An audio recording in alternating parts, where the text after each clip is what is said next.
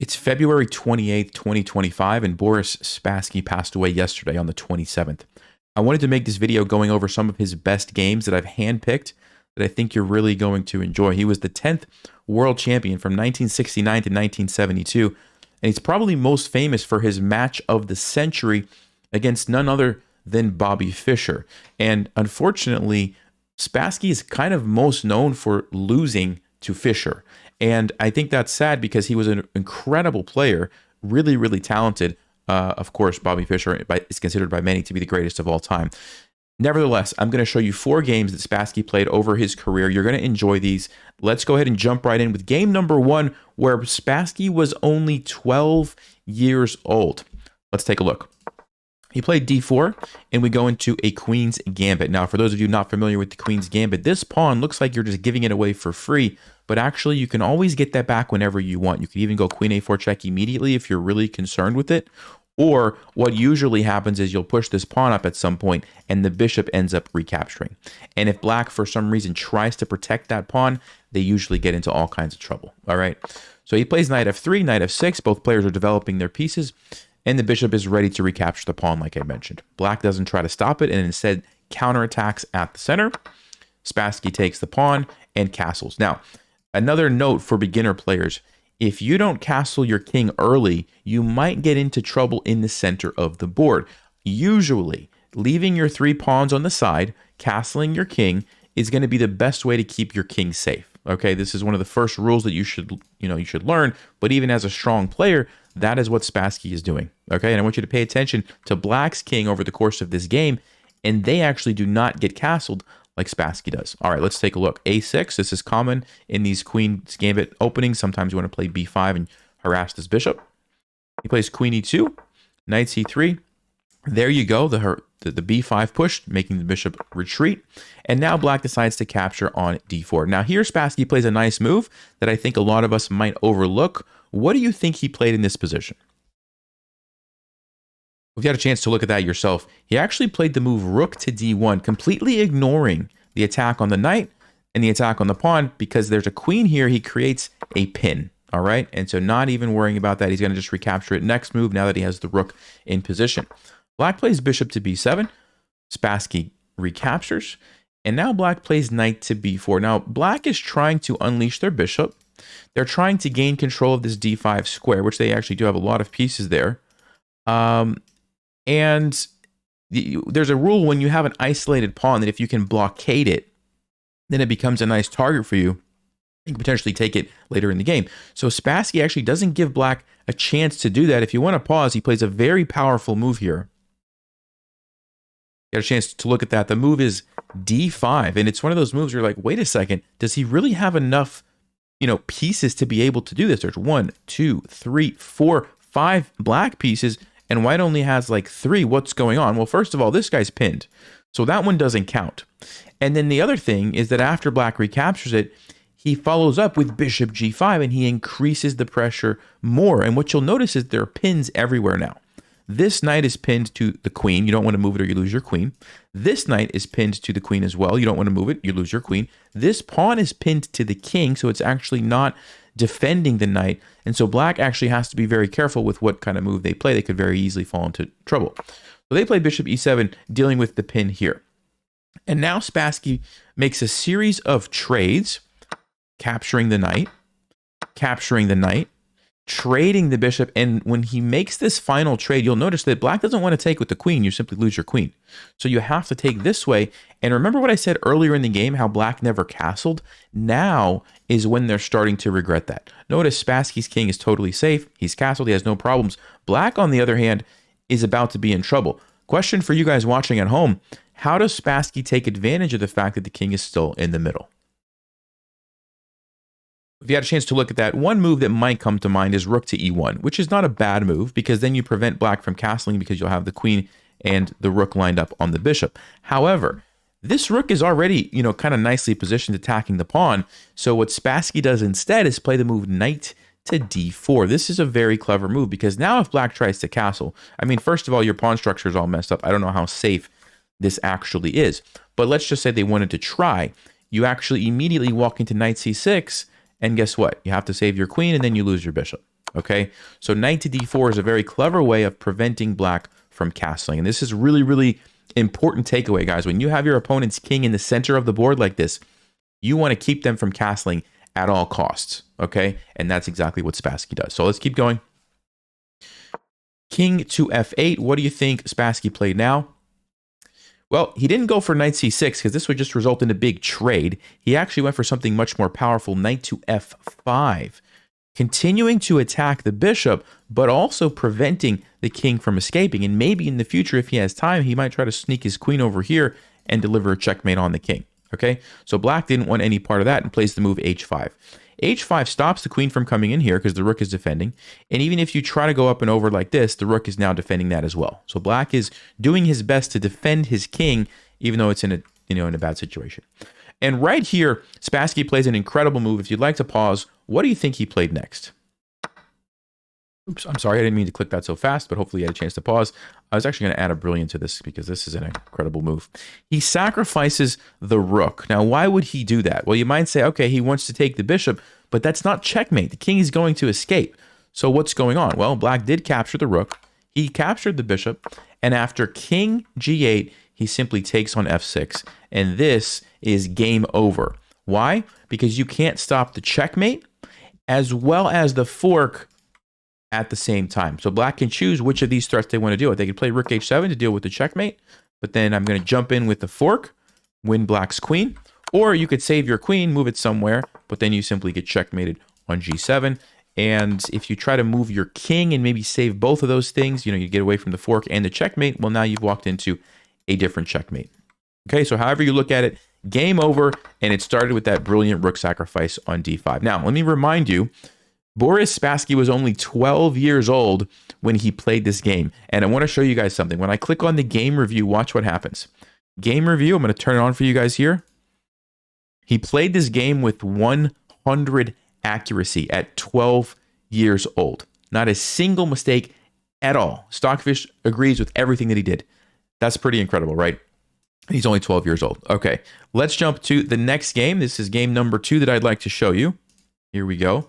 And this game was played against David Bronstein, I believe, in 1960. So this was leading up to when Boris Spassky became world champion. He was world champion from 1969 to 72. So this is a little bit before that. And this game was chosen because of one of the incredible sacrifices, which you will see in just a second. So here we go. We have a King's Gambit. Now, one thing that's cool about Spassky is he was a very diverse player. He could do a lot of different styles. He could play aggressively, he could play defensively, he could play positionally, he could play tactically, and that's one thing that I think was pretty neat about Spassky. So this game, he chooses a King's Gambit. Bronstein accepts and then plays d5. This is one of the best ways to respond to the King's Gambit. A quick d5, just striking at the center, and he actually is not even intending on recapturing this pawn, because then his queen's going to get chased around. He just wants to let his pieces out as fast as possible. Now he plays bishop d6, defending this guy, and everybody is developing their pieces. Spassky castles, h6, knight to e4. He captures, plays c4. He's kicking this knight away. I want to get to the critical moment here. Knight to e3, he simply trades that, and now he plays the move c5, kicking this bishop back, gaining a little bit of space. But black's position is still pretty solid. Now, bishop to c2. Why did he move this bishop back on the diagonal? This is an important thing you want to remember. When your opponent's king does not have the knight on f6, the h7 square is actually very vulnerable. And one of the best ways to attack that is with a queen and a bishop battery. And that is exactly what Spassky is doing. He's setting up the ability to bring his queen here, create the battery, and threaten a checkmate on h7. And the knight, even if it were to go back to f6, he's got that square covered. So this is kind of an interesting problem for Bronstein to deal with. So he goes rook e8, queen to d3. There it is. That's the checkmate threat potentially. And Bronstein says, no, I want to lure your queen away. I don't want to have to worry about that. And also you're going to be in line with my rook, and I'm maybe have some tactics open up. So what do you think in this moment Spassky did? Excuse me. Well, if you had a chance to look at that, this is one of the most mind-boggling moves that you will ever see. He played the move knight to d6. Knight to d6. It looks absolutely absurd, not only because your knight can just be captured, but also because remember this pawn here was attacking the rook with check. So you're sacrificing not just a rook, but a rook and a knight all at the same time. Now, why would he do that? Well, of course, if black takes, he's going to recapture. And if black takes with the pawn, this is going to lead to a quick checkmate. Okay, so that's the first point. But you might say, but Nelson, black doesn't have to take with the pawn. You could take this with the bishop, and you actually give your king somewhere to run to. And this would have been a very interesting line. Queen h7 check, the king comes over. He now could take the bishop, cutting off the escape. Black would recapture. Check, the king has to run. Check again. And now it's interesting because if the king runs, it's game over. This rook comes down and white is going to be winning. You have too much pressure here. The king is in a bad spot. White's just winning. But if black plays knight e5, the game would have gone on. Queen takes g7 because your queen is now under attack. So you have to take this. You're going to get the knight at some point in the future whenever you want to take that because it's pinned. But you are down a rook. Remember, you sacrificed that rook earlier. Maybe black's going to play rook g8 and start trying to attack you. The position is a total mess. You can see Stockfish thinks it's pretty equal. But who knows what would have happened.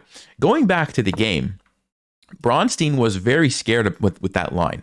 And so he decided to not even take the rook and instead played knight to f8, just stopping the queen from coming in altogether. However, that has its own set of problems. If you would like to pause, what do you think Spassky played next? Well, if you had a chance to look at that, for the second time in a row, he leaves his rook in pre, which means it can just be captured. And he doesn't even take the rook, the high value piece. No, he takes on f7. His entire goal is to bust open the king and checkmate the black king, right? And that's what he's doing with knight takes f7. He's also attacking the queen. So black has a tough decision. What do you do? Well, first of all, you have this rook that's just kind of sitting here for free. So black says, okay, let me go ahead and take that. So they do take the rook. But you still have the same problem of, okay, my queen is under attack. And my king is starting to have less shelter as the pawns disappear. So black has to make a decision. If they just play a random move, like let's just say queen d5, the problem is this move bishop to b3. Look at this. Now that the pawn is gone, the bishop can swing over and really put the pressure on the king. If the queen slides over, you can do something like knight takes h6 with the double check. The king has to move. Then you can go back. Then you can go really wherever you want with this knight, maybe to g5, followed by like a fork, let's just say, something like this. And white's going to be in a pretty nice position. If the queen moves somewhere else, let's say to d7, trying to avoid that, you're still going to go bishop to b3, and black is still going to be in trouble. Okay, this threat is too powerful. There's not really much you can do. If you try to play, let's just say knight e6 to block that off, watch this one. Knight takes h6 check, letting the queen come in, queen g6. This guy is pinned. You have to go in the corner. The knight comes in, your queen is attacked. There's a checkmate threat. After this captures, you take here, queen takes e8, and I know this is really long, and I'm going quickly. I just want to show you that this would lead to a checkmate eventually after bishop c2. This is just one example. The king tries to run bishop d1, king goes back, queen f7, and queen h5 checkmate. I'm not expecting you to follow or remember all that. I'm just showing you, like, look, there's some crazy checkmates here that would have happened, okay? So let's go back. This was all if... Back to this position after he captured here. This was all if black tries to save their queen by moving it. Okay? So instead, black plays the move bishop f5. They're counterattacking, saying, look, if you take my queen, I'll take your queen. And when the dust settles, I'm actually up material. So this is what black was hoping for, right? Now, of course, Spassky didn't do that. He simply captured the bishop instead. And again, he's continuing to create these threats. Now, queen d7. This is Bronstein's idea behind giving up that bishop for free. He wanted to make the option to offer the queen trade. Now, what do you think Spassky did in this position? This is kind of a tough move, I think, to find for some people. If you had a chance to look at that, he simply slid his queen back. And the reason I said a tough move to find is sometimes when you're in a position like this, the only moves that your brain is able to look for are like forcing moves. Like, okay, I want to go checkmate. No, I can't. The knight's there. Okay, I want to sacrifice. Okay, I want to take the queen. Like, these are the only moves that maybe go through your brain. And he says, nope, I'm just going to avoid the queen trade, slide back one square, and now I'm threatening maybe to sack here. The queen has all the options open, right? You can go wherever you want to go. So a nice move there by Spassky. We have bishop to f6. He jumps in with the other knight. Queen goes to e7. Bishop to b3. Remember, this diagonal that we talked about is open, so now he's taking advantage of that. He noticed by moving the knight, he not only defended here, he also unleashed his rook, right? This is very, very important. All right. So Bronstein captures. He takes back with a check, and after king h7, he plays a move that forced Bronstein to resign. What move do you think he played? All right, if you had a chance to look at that, the move is simply queen to e4 check. And right here, Bronstein resigned. Now, why did he resign? Well, let's talk about it. Your king is under attack, so let's start with the obvious. If you move your king back, what's going to happen? Rook takes f8 check. Why? Because after rook takes f8, look at this. It's a royal fork. You have to go here. He's not even going to take the queen. He's going to take the rook, and then he's going to go checkmate like this. Okay, that's pretty beautiful. So you can't just move your king back. Let's say you decide to try to block with your knight. It's not a good move. Obviously, you can see that it can just be captured, but you could try it. He's going to simply take it, and then he's going to play bishop c2, and there's actually no way to stop the checkmate. Any move that black plays, this is checkmate next move, okay? Any move. So the only thing that black could maybe try after queen e4 check would be g6, but then you walk into a fork here with the rook. It's defended by the bishop, and you're simply going to lose your queen. Of course, he takes with the bishop. He's not going to, lose his queen in the process, and white is obviously winning. So that's where Bronstein resigned. Really beautiful game. Going back to the move knight to d6, this is an incredible move, allowing the rook to get captured, continuing to sacrifice the knight again. Beautiful, beautiful, beautiful stuff, okay? And so I wanted to show you that one. All right, let's move on to the third game. This one was played, I believe this one was in 1969. So this is, or 1968, excuse me, right before Spassky becomes world champion, okay? He's playing with the white pieces. And this one, he actually forces black's king to kind of march across the board. And so let's take a look. We have a Sicilian, and he goes for a closed Sicilian. So instead of playing knight f3 and d4, which is called the open Sicilian, he plays knight c3, fianchettos his bishop, and avoids the complications in the center initially, okay? And he just sets up this, it's almost like a King's Indian type of setup where you push these pawns forward, but it's generally geared towards a kingside attack, okay? And as we go through the game, that's exactly what you're going to see. So both players are developing, castling, doing some normal stuff. And black is doing what they generally do, attack on the queen side. And Spassky is getting ready to attack on the king side. All right, b4. He trades, drops his knight back, plays b3, kind of just locking up this side of the board. He doesn't want too much stuff to happen over here because he wants to be able to focus on his king side attack. And if there's too many open files and diagonals on the queen side, he's going to have too much to worry about. So that's what he's doing here. Rook to a8, and now he plays a very interesting move in my opinion. He plays the move rook to c1. And the reason this is an interesting move is because there's a principle in chess that says you want your rooks to be on the open file. And generally speaking, if you just give up control of an open file, that helps your opponent, right? Because now their rook has full access to do whatever they want. However, what Spassky is doing in this particular position is saying, look, I don't want to trade too many pieces. So I don't want to let you just take, and then I take, and then you bring your queen, and then we trade queens. Like, for example, if he, does some random move, and he allows this to happen, black's going to be able to just trade a bunch of stuff. Also, there's a tactic. I just walked into a tactic there. But with that aside, he doesn't want to just trade all the pieces. He's not going to be able to attack on the king side if all the major pieces are traded. So he says, you know what? I'm going to break that rule. I'm going to give up the file because I need to keep these pieces on the board so that I can continue my attack. And he's also able to see that black's not going to have too much, even after the rook invades, there's still not a whole lot that black can do initially, right? So he's okay with that. All right, g4. And now finally, it's on move 16 that he starts to launch his attack. This is where things get really interesting. So queen a8, black is just doing the normal stuff, get control of the file, creating a battery here makes total sense to me. Queen to e1. This is a very common idea. When you want to attack on the king side and your queen is unable to get there, slide it over, and it usually gives you new possibilities, right? And that's exactly what we see. Queen to a6 and f5. So finally, he's got everything how he wants it. He's starting to open up the king. He takes, knight to g5, and queen to h4. Now, We saw it before, and we're seeing it again. This h7 square, when your opponent castles on the king side, the h7 square is a great target if you can set up your pieces to attack it. Previously, we saw the queen and the bishop battery, right? Now we see the queen and the knight. And you say, Nelson, it's defended. Yes, it is, but not really, because this rook is right there. And if black is not paying attention, he might just sack that and go in for the checkmate. He plays rook to c8. What move do you think Spassky played here? That's correct. He does sacrifice the rook. I kind of gave that away. And it's not actually a checkmate, because by moving the rook, black did create an escape route for his king. But this is where the game starts to really get interesting. So black takes back with the pawn. Of course, if you take with the bishop, that's game over immediately. You'll go check, followed by checkmate. Okay, so that's not going to work. So he needs to take with the pawn, which he does. And now Spassky continues to go in. Queen to h7, king to f8. And this is where I think a lot of people would kind of calculate and say, you know what?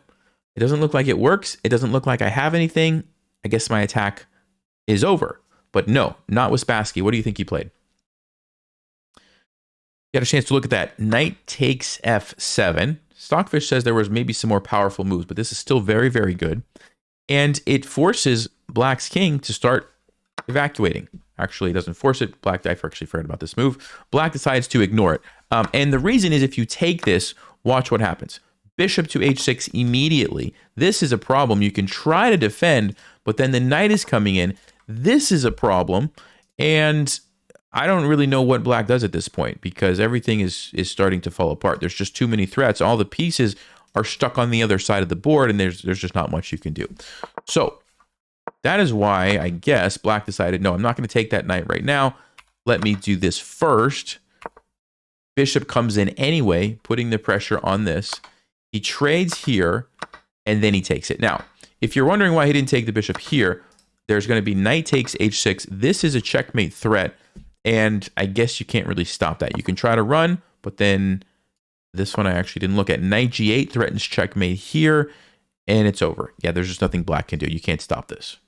It's all of his pieces are just uncoordinated, and they're not where they're supposed to be.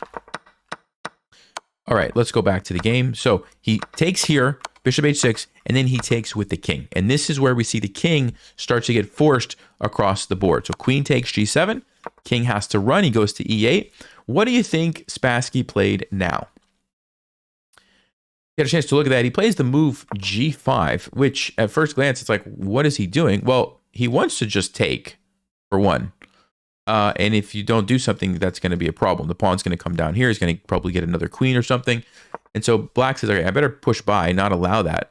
But by pushing by, guess what? Queen takes, and then notice this bishop is exposed, or it's about to be exposed when he captures. So this g5 undermining the pawns is actually setting up to unleash the bishop. After king c6, he captures here, and that is where black actually resigns. And the reason is because now you have these pawns, and even after, let's just say, king b7, you just force a trade, and the rook is powerless to stop these. You say, what do you mean the rook is powerless? Well, for one, I'm going to play f6. My next move is going to be f7, and then I'm going to go f8 and get a queen. So if you're black, how do you stop this? Well, you can't go here because my bishop. The knight is too far, right? If you try to bring the knight, it's not going to make it in time. I get the queen first. So the only move you could play would be something like rook c7. You try to stop it like this. But now I play g6. Guess what? Both of these pawns are pushing. The knight, again, like I said, is too far, and black just loses. You're going to have to sacrifice your rook, and I'm still going to get a queen. So, nice game. And in summary, it all started with going back to this position with the rook sacrifice, followed by, not that one, the rook sacrifice, followed by the knight sacrifice, followed by some pawn pushes, the queen, the bishops, and ultimately the king ends up over here. Pretty nice game by Spassky. All right, I have one more to show you. And this last one, honestly, guys, is my favorite. This one was played in, let's see, I believe 1970. So this is when he's at his peak. Spassky's at his peak. He's playing against Larsen, a very, very strong player. Actually, this opening is called the Nimzowitsch-Larsen attack. And Larsen himself was playing it against Spassky in this game, although it did not turn out very well. So let's take a look. Spassky just gets a pawn in the center, defends it, brings out his other knight immediately, starts to kick the knight around, continues to develop very quickly. That's one of the things I like about this game. He doesn't waste any time. He is just developing his pieces rapidly. And even with this trade, he gets this bishop opened up immediately as well, which is a bonus when you have to recapture this way. Yes, you get doubled pawns, but now your bishop is able to come out, which is great. We get e3, he brings it out, and you'll notice Spassky is black, but he has 3 pieces out, and white only has 1. And this shows you the dangers, okay? The dangers of not developing your pieces quickly if your opponent is paying attention, all right? So watch what happens. He goes queen c2, queen e7. This is actually setting up to castle either way, which is nice. The rook here would control a lot of squares. Sure enough, that's what he does. f4. This is really where white started to go wrong. At this moment in the game, if you keep developing knight c3, you're not going to lose the way that you lost in the game. It's not a great position for white, but at least you could try to hold on. f4 opens up some possibilities for black, and it's just over. So what do you think he played? What did Spassky play in this position? Got a chance to look at that. Knight to g4. So generally speaking, once you finish developing and castling, that's when you start looking for, okay, how do I really increase the pressure? How do I create weaknesses in my opponent's position, especially if they are behind in development? White has not castled yet.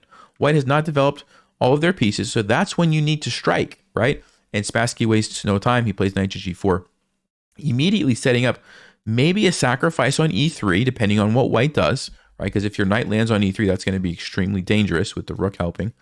But also, he's opening up his queen to potentially come over here. So there's a lot of things that white has to worry about all of a sudden. So white plays g3, wanting to stop the queen from coming to h4. And now Spassky comes up with a really brilliant idea, I think. What did he play here?